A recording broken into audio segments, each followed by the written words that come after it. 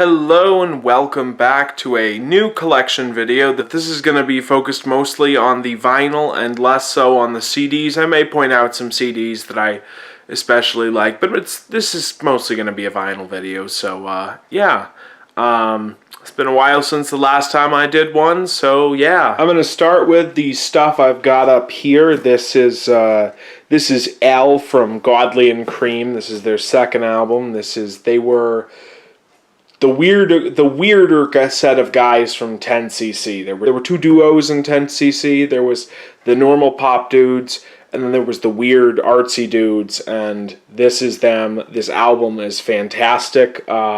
If I had to recommend some tracks for you, I would say listen to This Sporting Life and Art School Canteen. I think those are the best ones.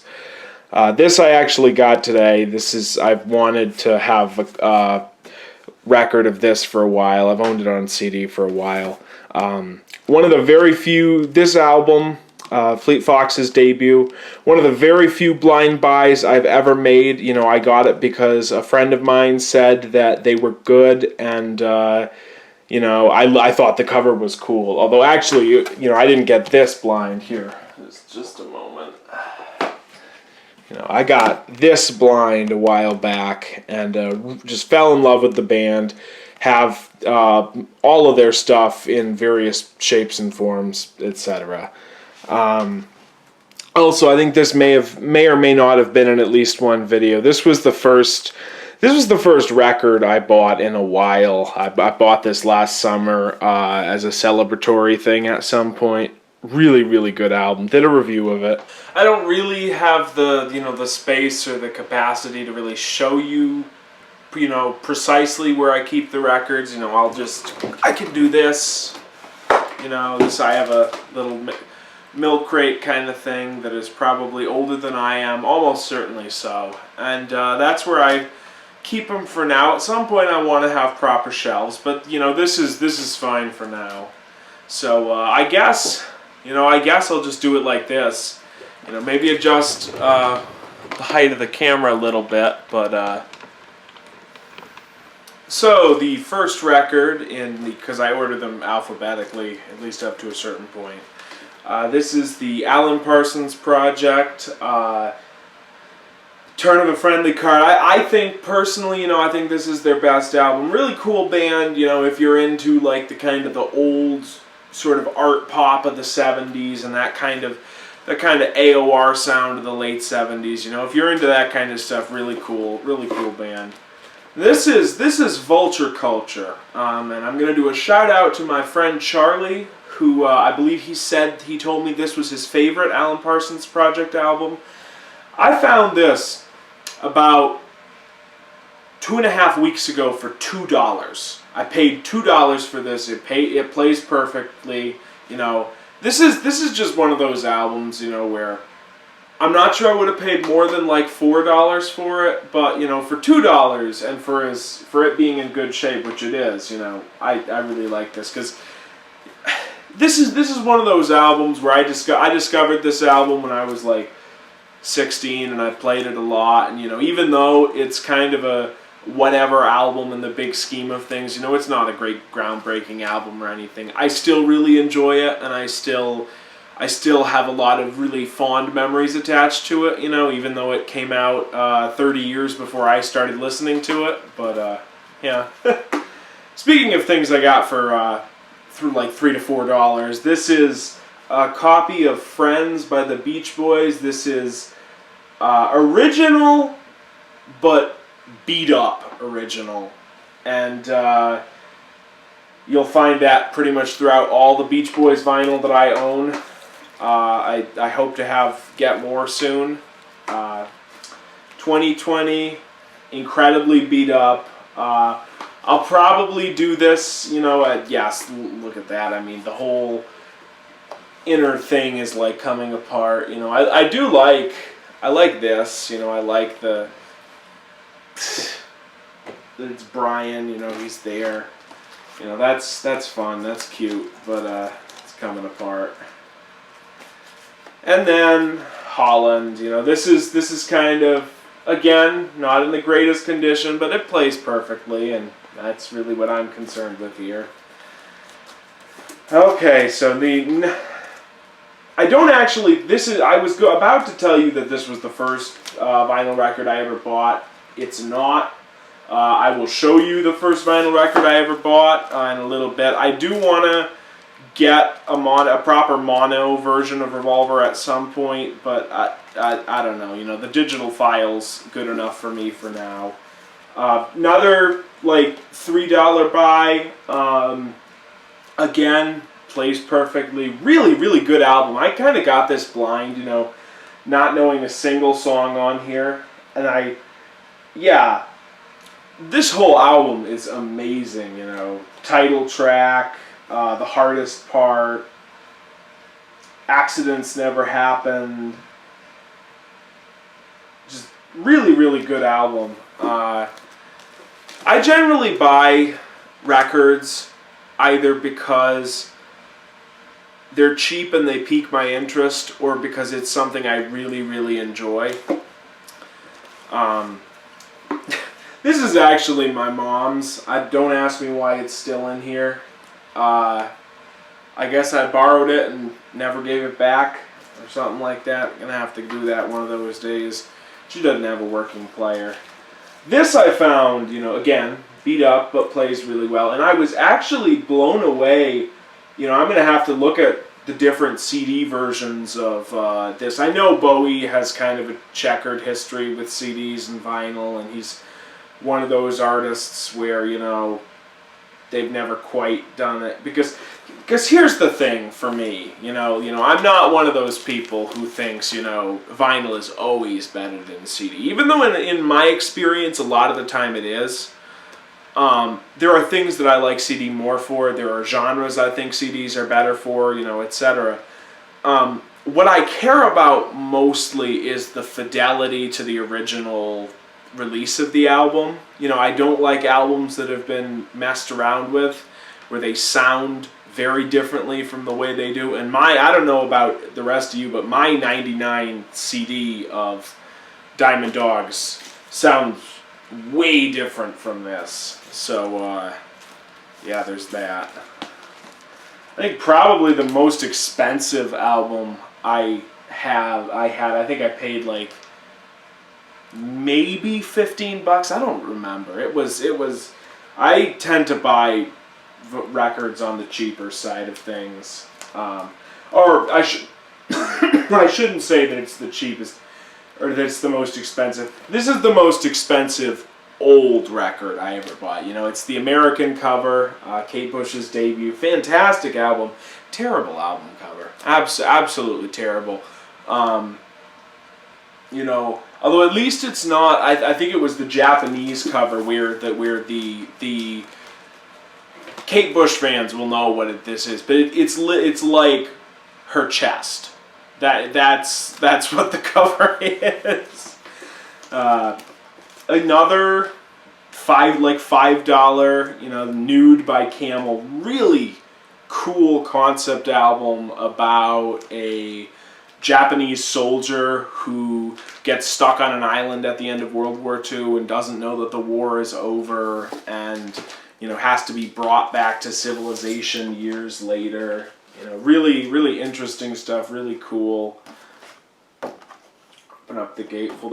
I love this album cover. You know, I think this is probably their best album cover. You know, this is another one, like I was saying with that Alan Parsons Project. You know, stuff I found when I was like 16, and therefore have more attachment to than I think most people do. But it's a really good album if you're interested in like the prog sound continuing into the 80s. Like there's some ambient kind of stuff in the, and like soundscapey kind of stuff in the middle that I really, really like. Just good stuff. Good stuff.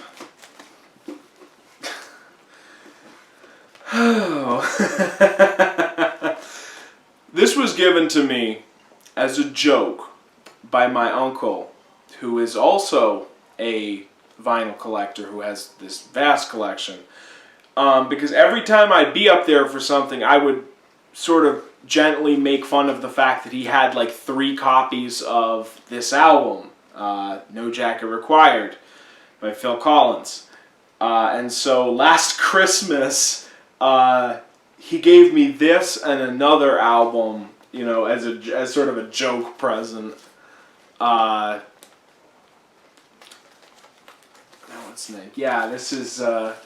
Speaking of, we've had a bunch of albums where the Americans, you know, we stupid Yanks changed the cover, and this is one of them. This is Elvis Costello's Armed Forces album, you know, and you know it would be fine if we changed the cover, but not only did we change the cover, we also took Sunday's Best off of the album in order to put on the cover about his cover of What's So Funny About Peace, Love, and Understanding. Also, a funny little thing about this album, weird little thing about this album that I'll leave you with. I like this album. It's a good album. You know, it has its moments. You know, it has its problematic moments. I'm going to talk about a little bit about one of them. Considering that later the year this came out, he got in a lot of trouble because he got super drunk and picked a fight with, I think, Stephen Stills, and he called Ray Charles a blind old N-word. And, you know, obviously he's apologized profusely and whatnot, but questionable incident. Anyway, he drops the N-word on Oliver's Army, and I mean, he's making a point about the Irish, but it's still a little shady. And then the last 2 songs, Chemistry Class, the chorus to Chemistry Class is Are You Ready for the Final Solution? And then the last track on the UK version of this album is called Two Little Hitlers. And I mean, both of those songs are great, but I mean, it's a little dodgy, if you know what I mean. I don't know what old Mr. McManus was trying to say there. And I'm happy that he got jolted out of, as a friend said, whatever incipient punk fascism he was on at that point in his career. More Elvis Costello. This is Get Happy. Really, really good album. I think probably his best. So many great tracks on here, you know. Love for Tender, The Imposter, King Horse is like my favorite Elvis Costello track ever. New Amsterdam, High Fidelity, you know. The second side, or technically it's marked as the first side here, I'm always a little iffier on, you know. There's a lot of really good stuff on here. I think it's B-Movie is the one that I really like. There's a song on here that is really, really ska, but it's like ska blended together with old 60s Motown soul, and it's a really interesting blend, and I kind of wish people would do more with that, but it's a good album, and I think this is the last Elvis Costello I have. Imperial Bedroom, like this a lot. It's him basically doing the Beatles. You know, not quite as good as Get Happy and Armed Forces, but really good album. Crosby, Stills, and Nash. This is another one of my mom's. Very good album. It's got some really good tracks on here. What is on it? Southern Cross, Delta, Wasted on the Way. Yeah, that's good. Okay, this is Lana Del Rey, Paradise. I like this album, but the lyrics, there are some just edgy lyrics, and I think it says a lot that she backed off from the lyrics. She backed off from like the edgier lyrics after this album because, you know, some of this stuff like Cola and Gods and Monsters, musically amazing songs, vocally, performance-wise, great songs. Lyrically, they're about what, you know, if you were trying to make a parody of a Lana Del Rey song, it would sound like Cola and Gods and Monsters, you know. It's just, it's her, you know, it's her kind of, you know, yeah, it's her thing, and I'll let those of you who are fans of her figure out what I mean by that. Okay, so this is the other joke present. This is Doobie Brothers, minute by minute. Honestly, when he gave me this album, the first words out of my mouth, because if you look at the cover, was, I didn't know there was a black guy in the Doobie Brothers. Because, you know, the way they sound, I figured, you know, they were all white, because they sound as white as can be. Although, you know, that maybe makes the fact that Funkadelic and Parliament dissed Doobie Brothers a couple times, maybe that makes that make a little more sense. I mean, I've never understood that there's this line on Mothership Connection where it's something like, you can't get this kind of funk in Doobie Brothers, and I always thought that was, you know, why are you comparing the two, George Clinton? I don't understand it. Anyway, speaking of Fleet Foxes, here we have the most recent Fleet Foxes album, and my favorite, Crack Up. This was the first album of theirs that I picked up on record, and it is absolutely fantastic. Highly recommend this album. You know, if their debut is kind of like indie folk meets the Zombies, or like Pet Sounds Beach Boys, this is more like indie folk meets like metal era Pink Floyd. Just really cool, interesting, spacey, great stuff. This is Tusk by Fleetwood Mac. I picked this up, like, I think last week. Great album. Probably the best Fleetwood Mac album. I had no idea they'd made stuff this good. Because obviously, you know, Rumors is a great album, but it's a different kind of album. And this is just fascinating. You know, double disc, weird experimental stuff on there. Probably gonna do a review of that at some point. Joke I'm not gonna spoil for the review. Peter Gabriel 2, otherwise known as Scratch, produced by Robert Fripp. Got this on vinyl partially because I thought it was cool, you know, and it was kind of cheap. Partially because, you know, I've heard that the production job on this was very, very iffy, and I wanted to compare the vinyl to the CD because I know that Peter Gabriel has done some retouching to his digital masters over the years, and I'll definitely talk about that. Best Peter Gabriel album, Melt. You know, I was always going to get this one. Just fantastic. Weird thing, you know, when the first turntable I played this on, it skipped, and I was totally bummed. But then I got my turntable, and I put it on, and it plays perfectly, so I have no idea what that was about. You know, maybe the needle was worn out on the one I played it on before. Maybe it was dirty. Who knows? Anyway, this is where I was going, where in terms of Peter Gabriel doing his digital masters funny, because this album, I swear, sounds way better on vinyl than it does on any of the CDs that I've heard. So that's the way I generally listen to it, unless I'm wanting to listen to it on a road trip or something, because, you know, with Melt, you know, Melt's an album I could listen to all the time. I've got to be in the mood for Peter Gabriel 4, you know, or Security as they like to call it. So now here's the Genesis. We got Trespass is this is an 80s copy. I assume, or I had assumed that, you know, because this is from like 1980. The album itself was released in 70, but the record I have is from 1980.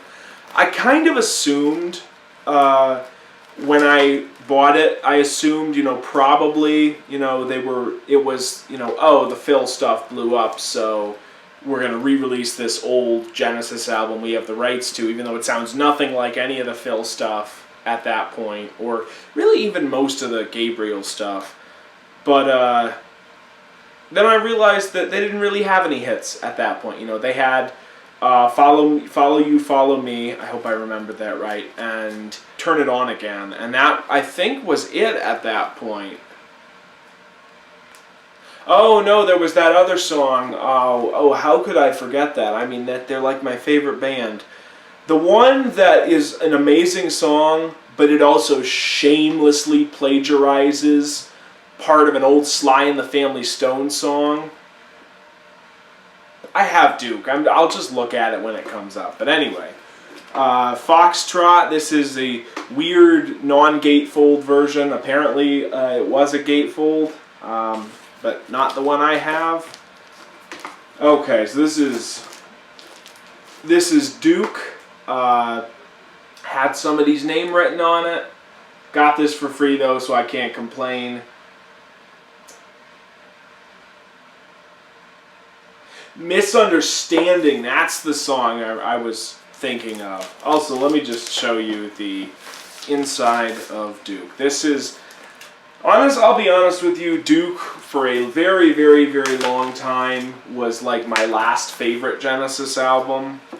But nowadays, I'm a little more, I like the other stuff a little more, I still think Duke is like the last great Genesis album, but every time I put Abacab on, I like it more and more, and I like it a lot at the moment. I mean, I've even gotten to the point where I kind of dig Whodunit, to be honest with you. But though another record is still awful. I have no idea why they didn't just choose like Paper Laid or You Might Recall or something like that to end the album on, because what a weird. And then the infamous Yellow Shapes album, which I did a very negative review of about 4 years ago now. And, oh, how times change. Some sort of Billie Holiday compilation. I got a bunch of records and CDs from a great uncle who is now totally deaf. And that was part of it. I don't know where he got it. I think it's a French compilation, but I don't know. Anyway, this is, speaking of my buddy Charlie, this is the only album I have from The Jam. It's The Gift, fantastic album. Great way to close out the discography and to usher in the Style Council. And from that album, I would highly recommend you check out the 2 tracks. Conveniently, they come right after one another. I would recommend Carnation and A Town Called Malice. Great, both phenomenal songs, some of the best The Jam ever put out. Thick as a Brick by Jethro Tull, phenomenal album. It's one of the greatest progressive rock albums. Kansas.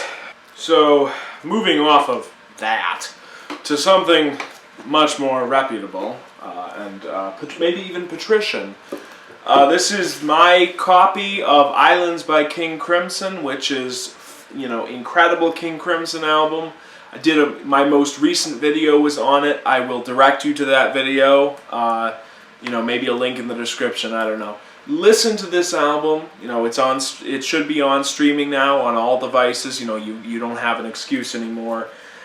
It might not quite be your thing, but, give the rest of the band's discography a listen. They have a very, very fascinating repertoire of music, and I'll probably be doing some more reviews of them at some point, now that Fripp has somewhat relaxed his digital whatever policies. I'll be subtle, don't worry.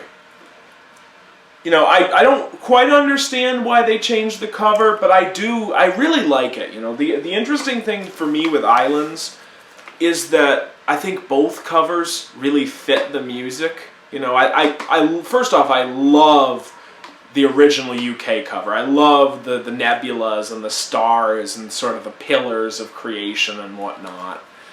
Melodramatics on my part, of course.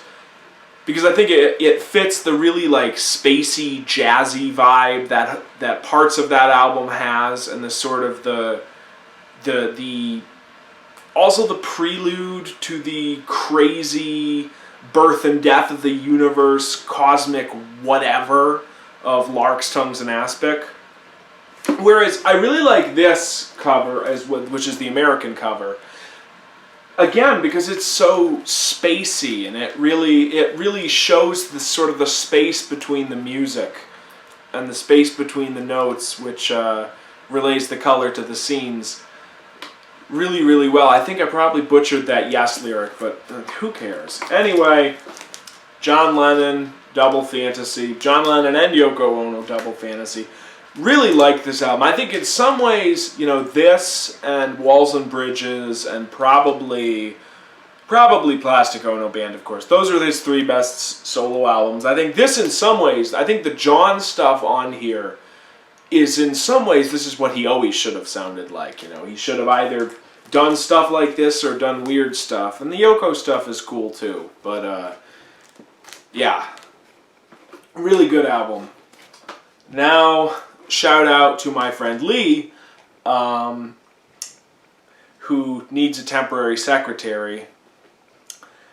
McCartney 2 is technically his second solo album, because this one is one that a lot of people are not crazy about. I really, really like it. I think it's absolutely fascinating and bizarre and just, I don't know. There's something about, and this is true of Abacab, and this is also true of Tusk. There's something about seeing a very professional, very straight-laced, very what-have-you artist, very slick artists, just kind of let his or her hair down and do some weird stuff that I think is fascinating. Speaking of putting the hair back up, though, this is, of course, Tug of War, a phenomenal album. You know, one of Paul's very, very best, which just so happens to have Ebony and Ivory tacked on at the end, which, if nothing else, is a wonderful track to make fun of, and in which I may serenade you at the very end of the video, but probably not, because I absolutely hate hearing my voice, even though I don't have a bad voice. Anyway. You know, as I said, things I buy on vinyl, they tend to be either some of my favorite albums of all time or weird stuff that piques my curiosity. This is favorite albums of all time. Absolutely love this. Worth every cent I paid for it. You know, probably, in many respects, I think probably the best Zappa album. You know, it's this, Uncle Meat, and another Zappa album that's coming up. Just absolute incredible material. Just, you know, The Little House I Used to Live In, The Holiday in Berlin, just perfect. ABC, just sublime. Trucks revving up outside. New 9 Inch Nails album from last year, you know, really good, almost electronic. I introduced it I talked about it in my pathetic This Is What I Listened to Last Year video.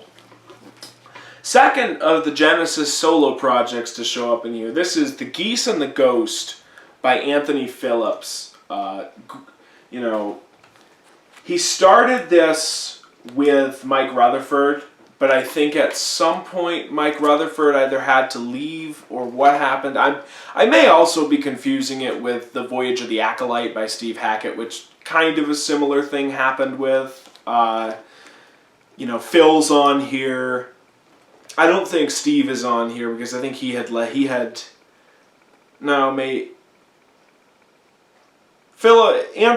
Phillips and Hackett weren't in the picture at the same time, so I actually don't even know if they really know each other or knew each other. Maybe they know each other, who knows. But Phil's on here, Mike's on here. Mike's on most of these tracks, and Phil sings a couple too. Now this, Ummagumma by Pink Floyd. This is the very first vinyl record I ever bought in the summer of 2014. I bought that.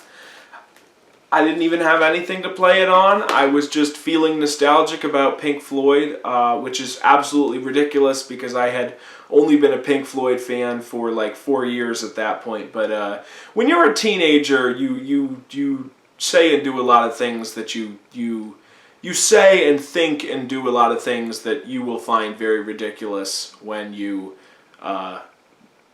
become slightly older in your life. And those of you who are older, which I assume is probably most of you, will of course know that. And maybe just a little bit of wisdom for the 3 or 4 people who watch this channel who are younger than I am.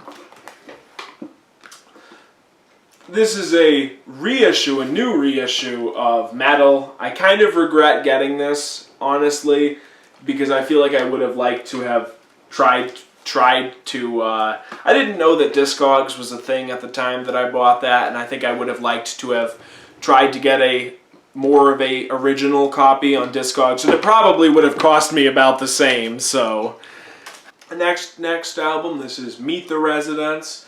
Phenomenal debut, really good album. The original cover art, this is obviously a reissue, I think one of the 2000 ones or so, something like that. Original cover, mocking the Beatles. The whole album, musically it isn't mocking the Beatles, but it sure is visually. Todd Rundgren, Something Anything, wonderful, expansive double album. I will say this. I said this to Travis in our last Zappa podcast, that there are albums that you kind of need to own on vinyl, and Todd Rundgren's old records are kind of like that for two reasons. The first being that a lot of them have goofy skits that don't really translate well onto CDs, which is definitely the case on parts of Something Anything. And the second reason is that a lot of his material has not been put on CDs and digital stuff with the most amazing fidelity. And I definitely hear that with this album. Wizard of True Star, probably his masterpiece. Just incredible album. And then you have, as I said, albums I love, albums that pique my curiosity. This is a total pique my curiosity album, even though I paid a little more for this than I might have. This is, I think, somewhere between 60 and 65 minutes of music. This is from what I have read, at least at the point that it came out, this was the longest vinyl record ever released, or the longest music vinyl record ever released, because it is way too long, and apparently it's only that way because the label wouldn't give him another double album. They said, you've had 2 in 2 years, stop. This, very much the same. Acapella, this is, he did this in like 84 or 85. This is kind of, I guess, the album that started that whole wave of let's do acapella albums where we're just manipulating vocal sounds and things to sound like real instruments. And even though I don't know of anybody else who did that besides Bjork and someone else, I don't know. Todd Rundgren's Utopia. This is if you're at all into progressive rock and 70s rock and whatever, this is something you need to check out. This is some weird stuff. It sounds like Yes meets Frank Zappa with little hints of like goofy stoner rock thrown in there just for good measure. Utopia, the Utopia theme is great. Freak Parade. And then you've got the Icon that takes up all of side 2. 30-minute track about humanity sort of collectively ascending to godhood that is interrupted towards the end by like this 2-minute country jam, which is just amazing. Also, William, if you're out there, this is for you.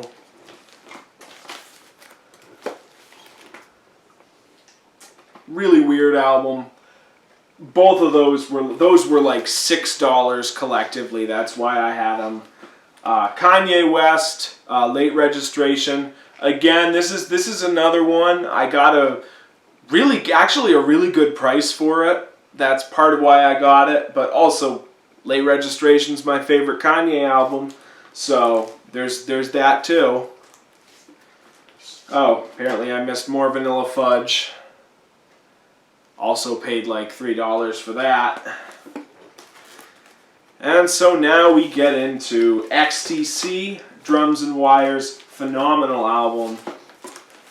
And XTC, Black Sea, also just incredible albums. 2 of my favorite albums of the late 70s, early 80s. Finally, you got sadly the only Yes album I have, Relayer.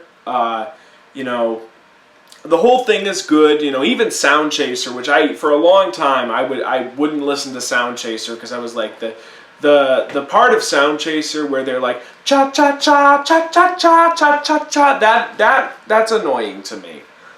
But it wasn't that bad the last time I listened to it. But for me at least, The Gates of Delirium, that's why you listen to the album. That's the main attraction. Just incredible stuff. Wonderful. And finally, we get to the Zappa. I actually have one more over there that I'm going to go get once I've shown you the last album.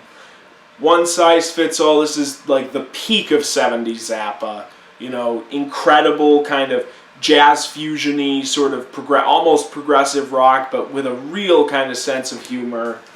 You know, Canterbury kind of stuff with a little bit more of a funk to it, and a